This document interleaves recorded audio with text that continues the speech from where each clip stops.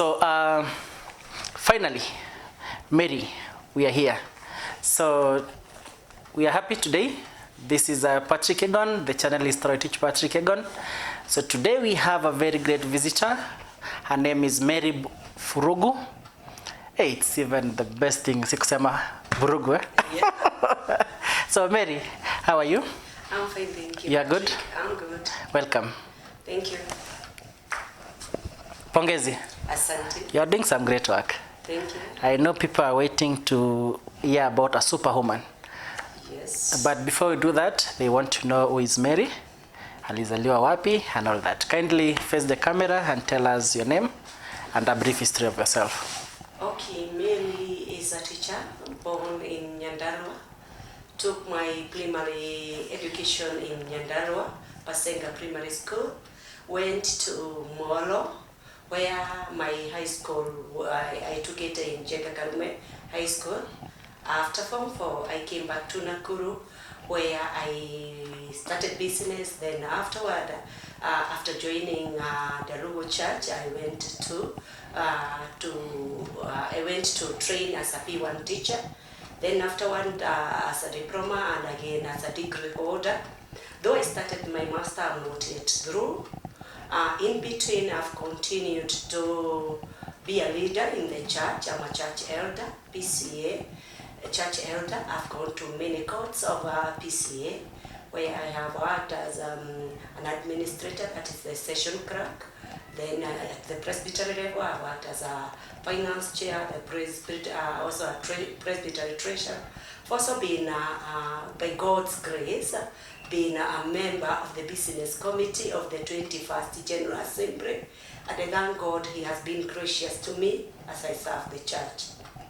Currently, Mary is working with special education.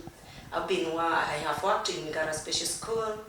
Now currently I'm in Bugoma, Kuywa Special School for a mentally handicapped, where I'm working as a deputy head teacher. I thank God for the grace time He has given me to serve Him. When we are serving those children, we don't take it for granted. It is a call by itself. We thank God. That far, God has been gracious. Mary is a mother, a wife, and also a mentor of many. I've been together with those who are wedding. We have walked a journey together with them. I'm also having programs like a mentorship program. I'm also having a prayer group that we started way down 28 years ago, where we have a faith group, women group, where we are serving. Also, Mary is the treasurer of who founded a circle called Nakwet Circle in Nakuru West Presbytery, and we are serving God to economically empower our people. I think briefly, in a nutshell, that is Mary, and I thank God for the far He has taken me. Wow. Mary. Yes. Congratulations. Thank you, Patrick. I can tell you that is a combination of blessings and blessings and blessings. Let's go. A superwoman. Yeah. How was the dream? Oh, the dream came when I started serving the Lord way back in Form 1, when I received Christ as my personal Savior. I was able to continue even preaching with my simple words. You are the salt of the world, you are the light of the world. And I could share the message of God through the pulpit. Then I was given opportunity to be a brigade officer who I was a junior officer. And serving God was my passion. Then after many roles that came into my docket when I'm serving, being a mother, being a wife, being a teacher, professional teacher, also being a reader in the church, I continued being called many times through one minister who really inspired me, Reverend Vasco Moragori. I surely will never forget that minister. He really inspired me and connected me to many groups as I go to teach and train readers and women. And that is when he one time asked me, can't you put all these notes into something that will be a reference to many?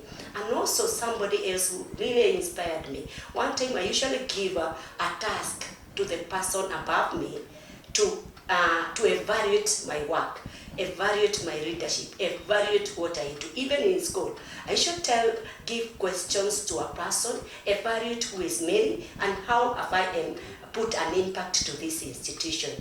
And for this reason, when I give one young man who was called Evangelist Charles Washira, evaluate me, who am I, whom can you say Mary is?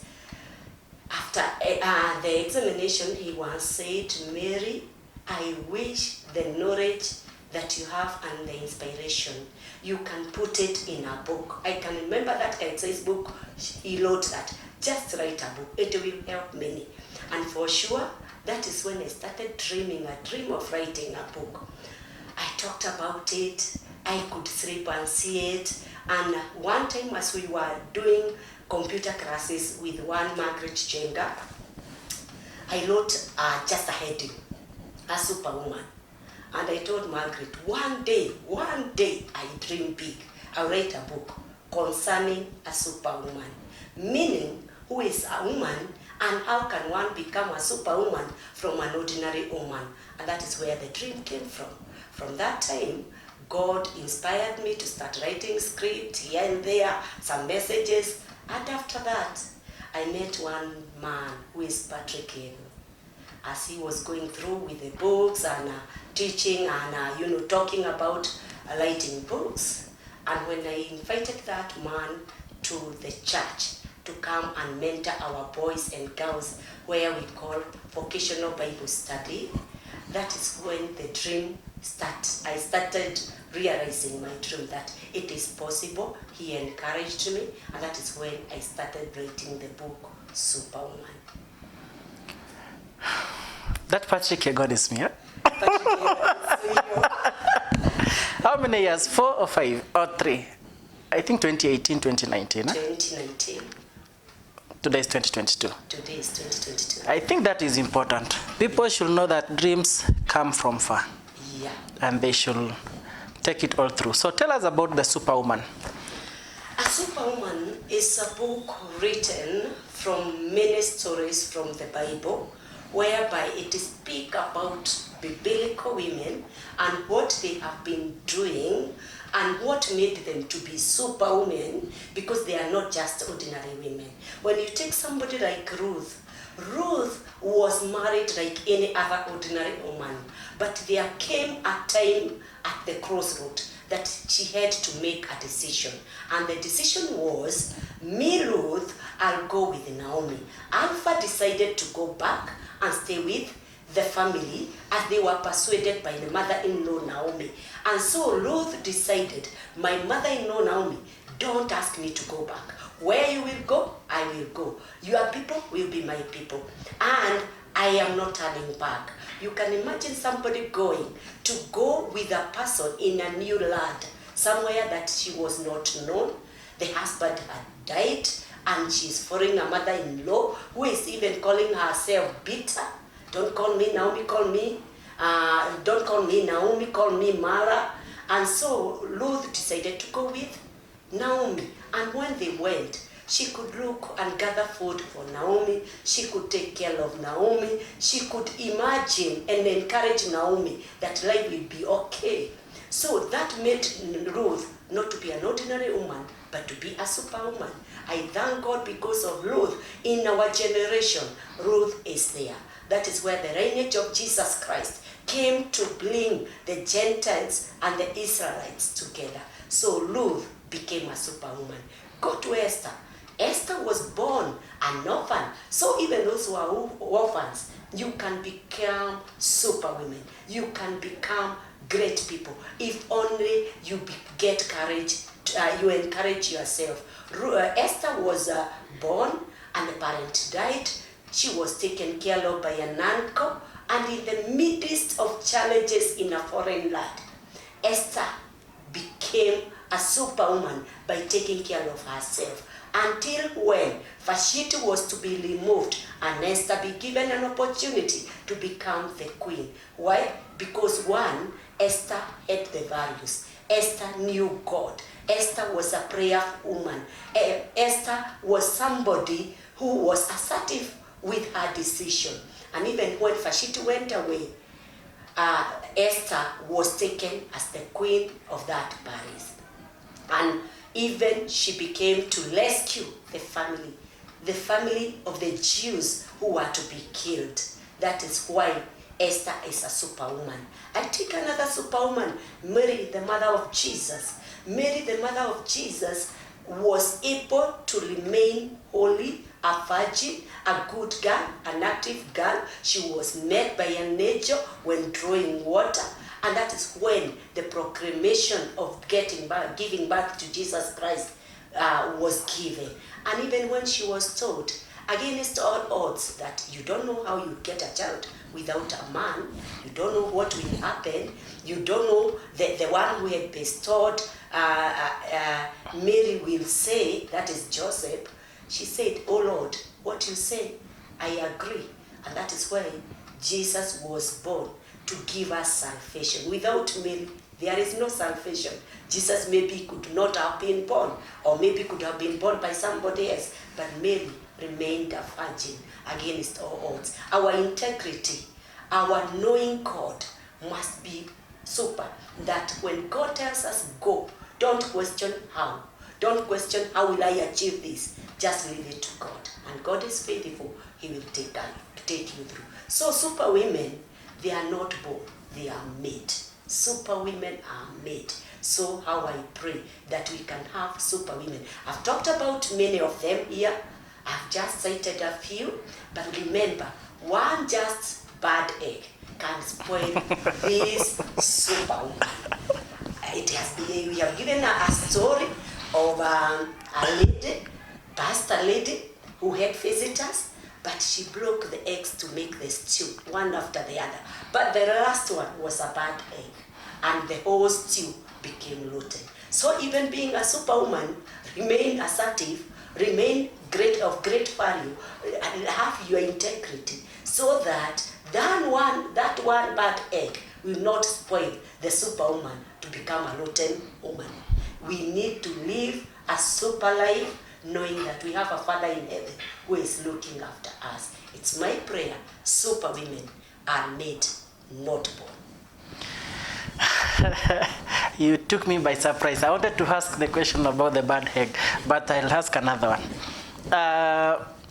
Two things, so that you can go back to the book. Number one, what do you think about the modern superwoman? What is the kind of painting? What is this modern, what is the woman of the present times going through?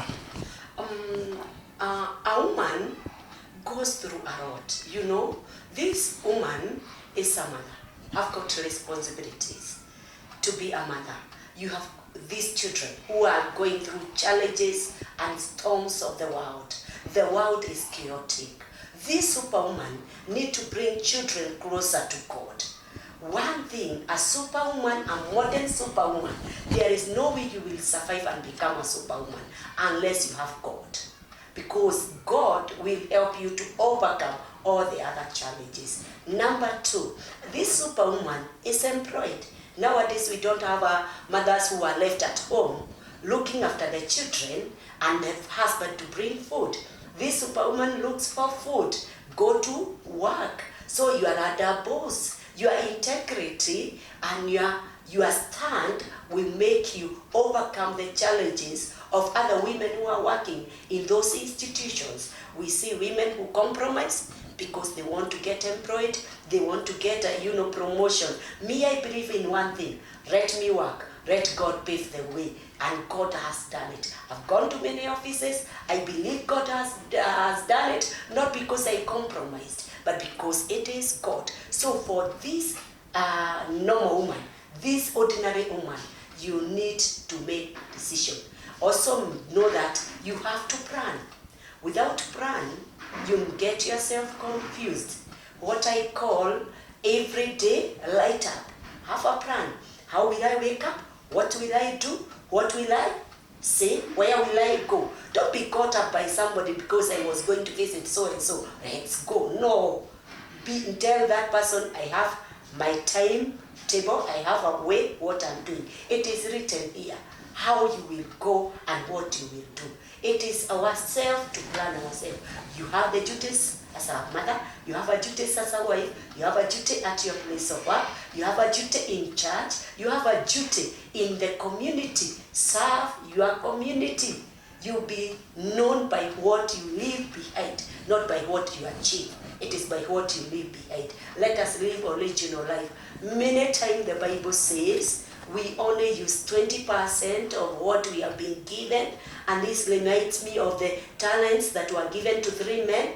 One was given 5, the other was given 2, the other one was given 1.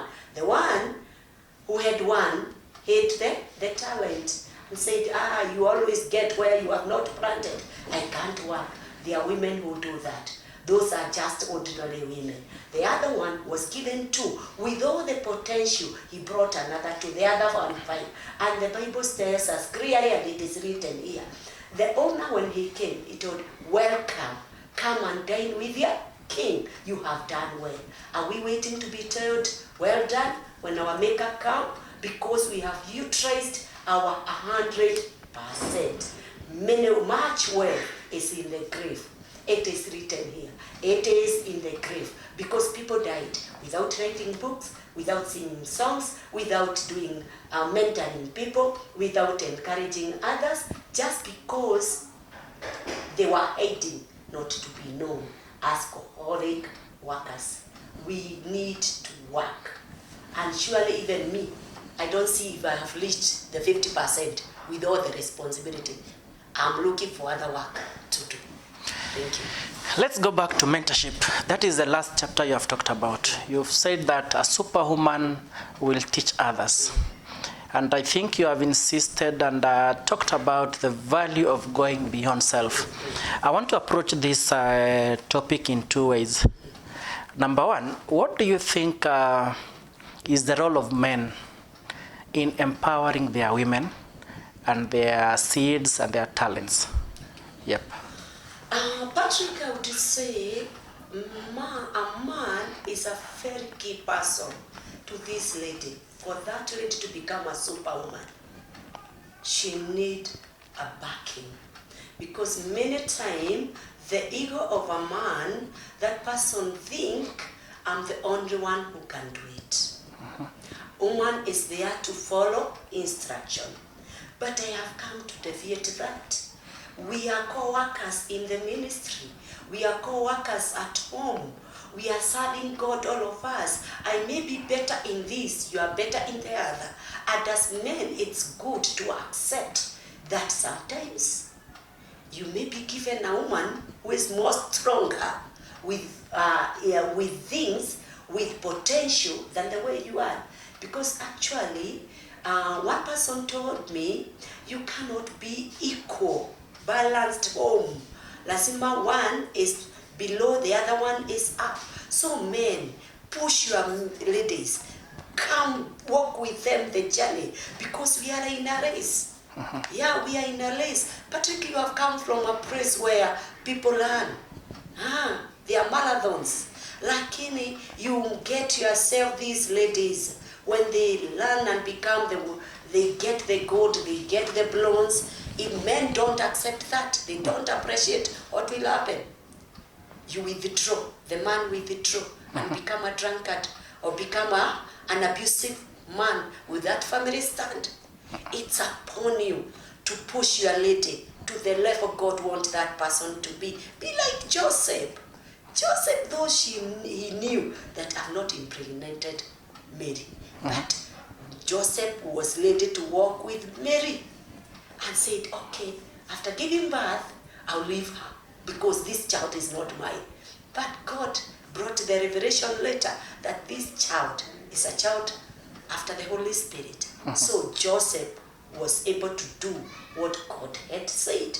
But many men, they withdraw back. They beat their wife. They oppress the ladies. And God has put a seed in this person, and this seed must germinate. Let us make a flat area where our children will get encouraged. We'll see a father and a mother who encourage one another, and we get generation which will come after us. I remember Hannah. Hannah was a superwoman. Hannah, one time the husband asked, Hannah, am I not worthy? 10 boys? And Hannah could not imagine what the man was saying. Many may not know the pain of being barren, but Hannah knew.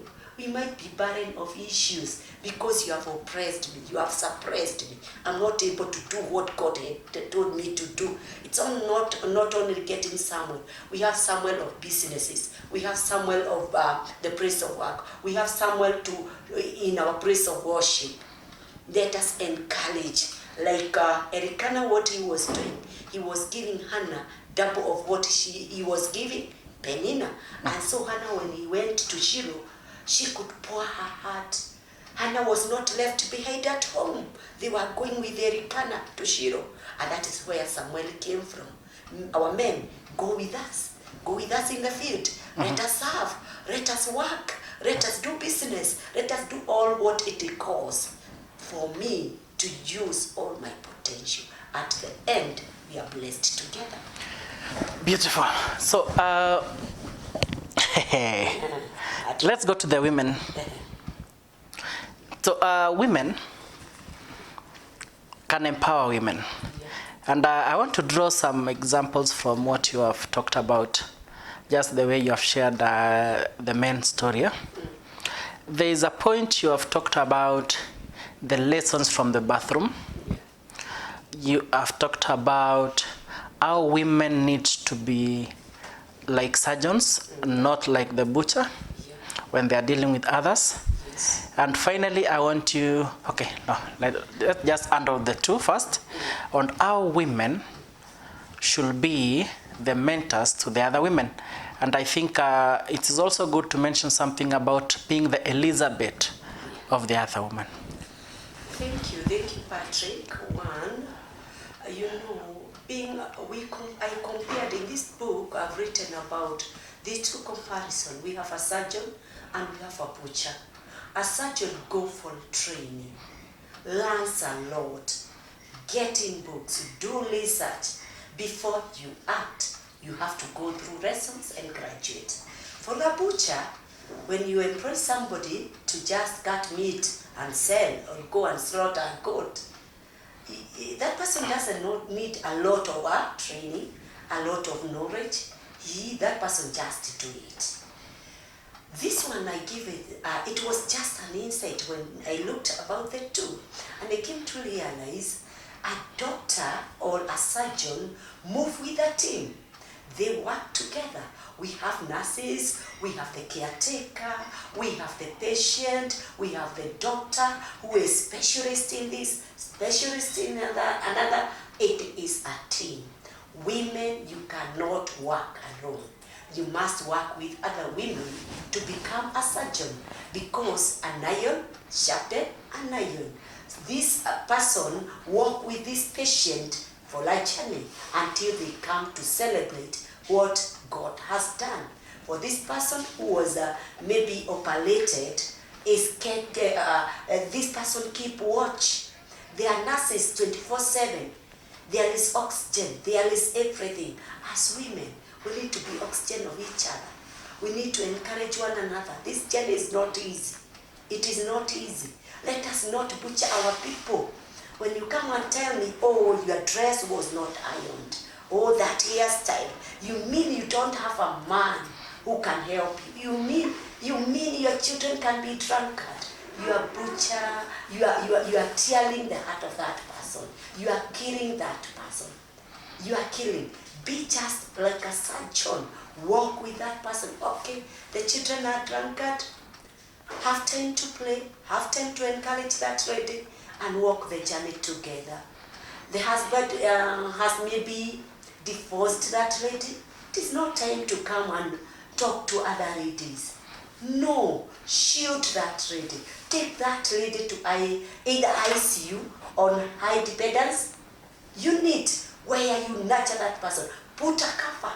Let not that and let not that person be like it's naked.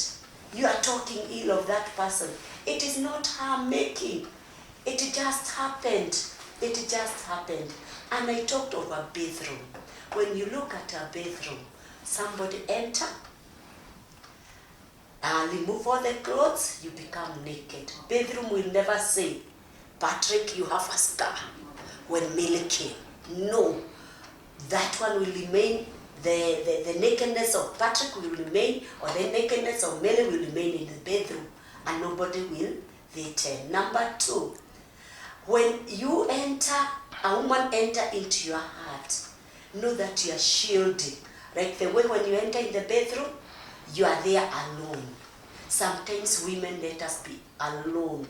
Don't go and share your issues. Remember the Shunammite women. I've talked about her here as a superwoman. The Shunammite woman, when the boy was sick and the boy died, even the husband asked, is it okay? Is it well? And the lady could say, my honor, it is okay. It is well. You can imagine. And the boy is dead. Yeah. He took the boy to the bed of the man of God, and she led to the man of God. Even when the servant came and asked, is it okay? Is it well? The lady said, it is well. It is okay. Until he met the man of God and asked, did I ask a child from you? Why have you raised my hopes? Then it was died. Sometimes women, we don't even share our issues with the people who surround us. We share it with God. And God will make that dead child, that immoral child, that, drunkard child to revive, to be born again, like the Shunammite woman. The boy was brought back to life. Even the father, maybe he asked, how could you not have told me my son is dead? But what could he have done? Maybe he could have started preparing the burial. And the lady was not ready for that. The lady was not ready for that. She wanted the boy to be brought to life. Some of our issues will be brought to life. And if we enter a place like a bathroom, you enter and you are quiet. Sometimes you enter into the bathroom, you get another lady, you want to share issues, you share. Like the way we enter into the bedroom, we bathe ourselves. All the dirt come out. Do you keep quiet? Do you become silent with those issues that you are told? Or you ask him, utatoka hapa saa ngapi? So that I go and share to the other lady.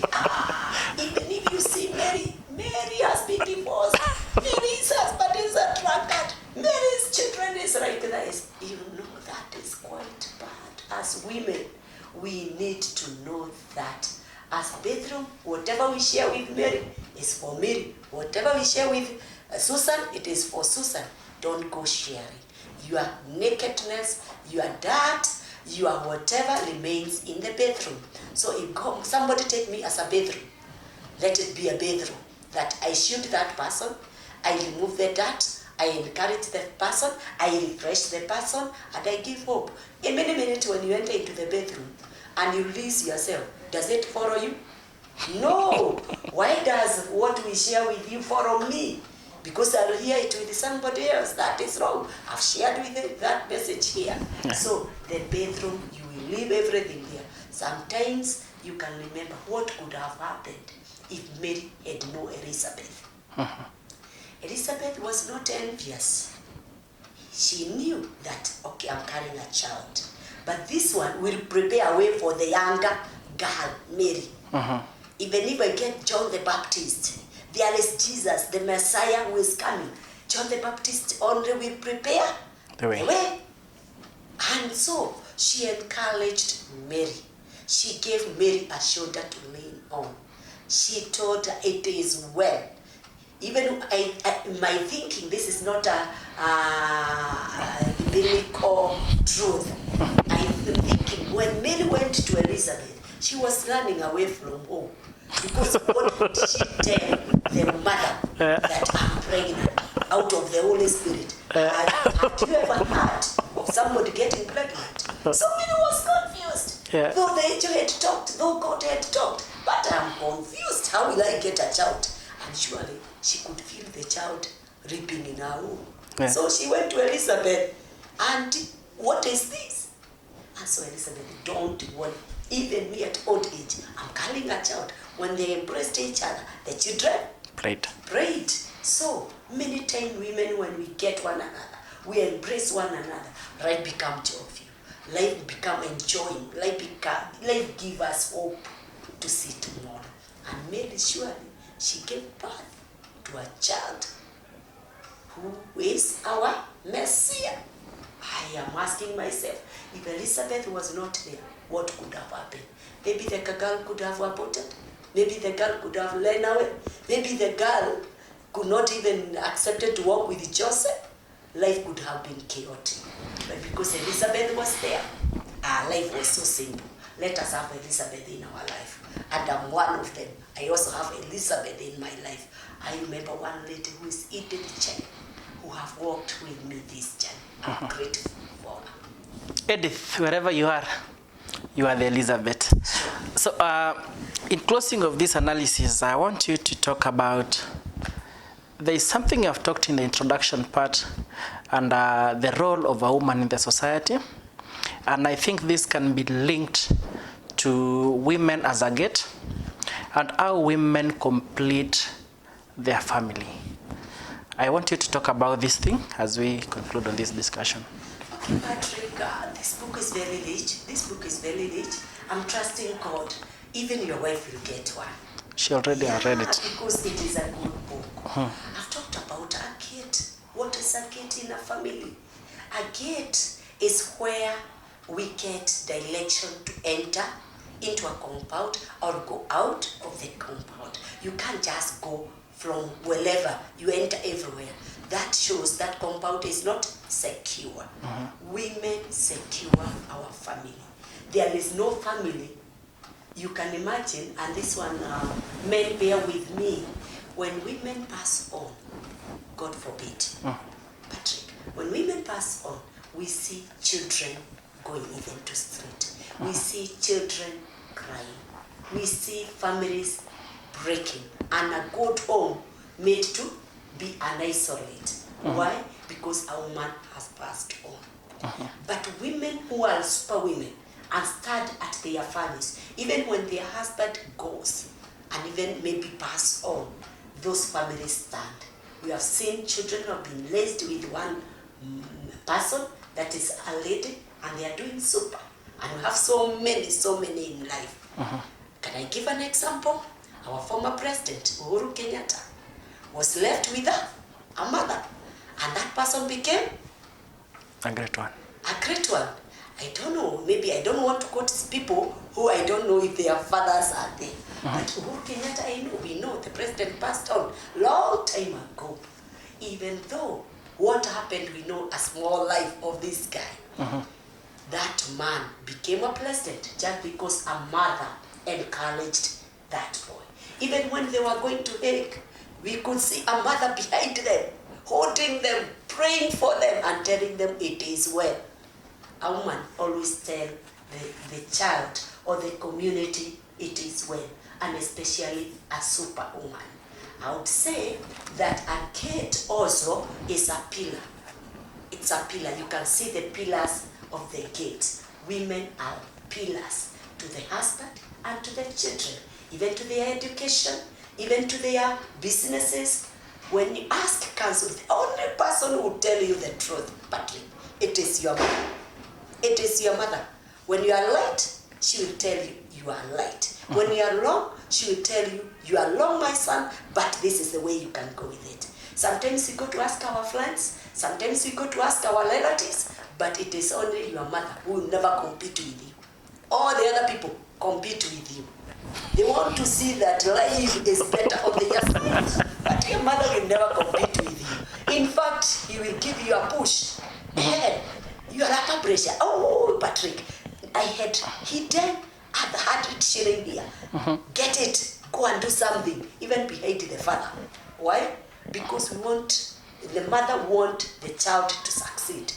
The mother want the husband, the family to succeed. So mothers are appearance at the gate. Look, the beauty of the gate, the way we color our gates. Women are the beauty of the family. Women are beauty of the community. Let us remain and value women because they are like flowers, rose flowers, wherever. When you see women, men, even if you pass somewhere, nobody will watch at you so much. But when a lady goes, you can see then the way we wear. You can wear black and white, black and blue.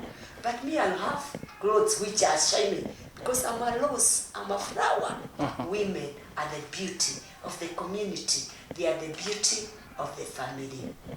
Women as a gate will make the family or the place to be, to have a leeway to go in and to go out. No protesters, nobody to harm the family because it is secure. The hedges, women are like hedges. Where there is a disunity, they bring unity. Where there is hatred, they bring love. Where there is jealousy, they tell you, poor, it is not like that.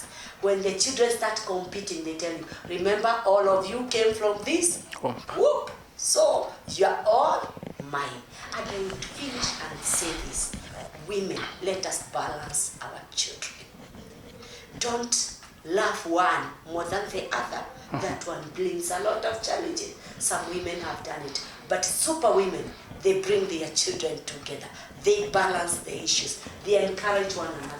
And we know every child is unique. Never compare your children. Your children are unique. They are differently born.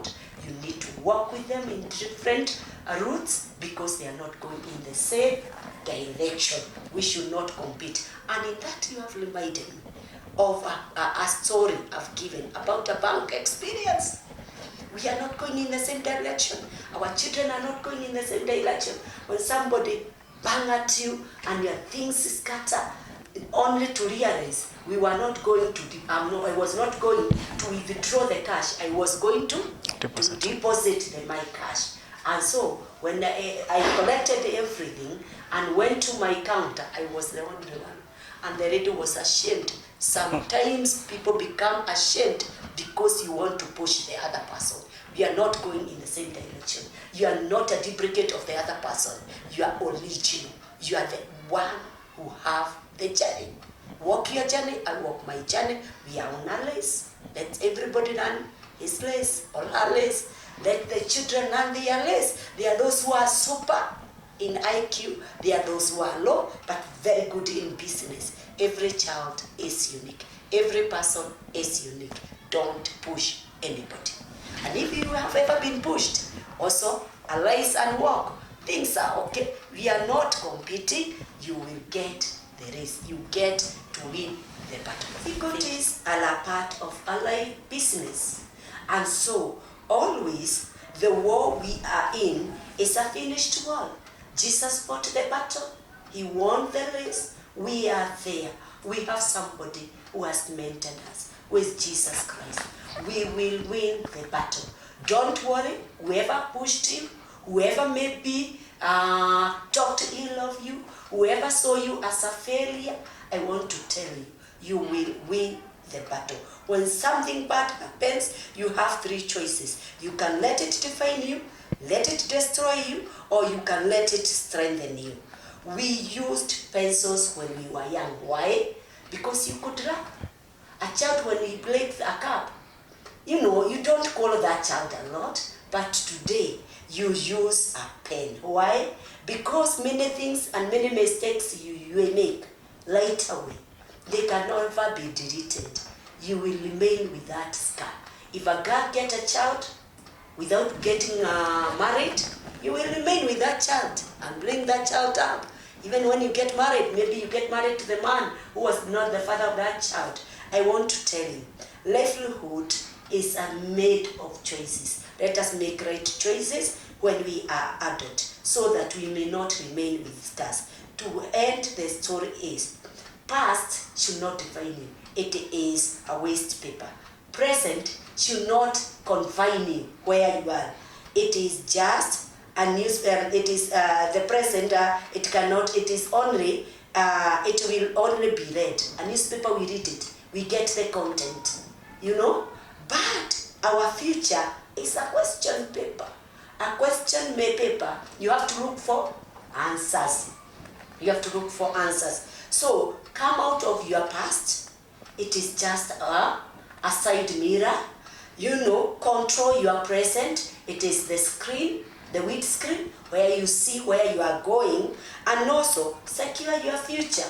That is your question. Get the answers of your life. Work for them. Move with them. Do all what you can to answer the question right. Because many times we answer it wrong through influences and through other things and through the past tense. No, the question paper is your future. Find the answers. They are there. Thank you. Wow. That is all about a superwoman, the ones we shared today.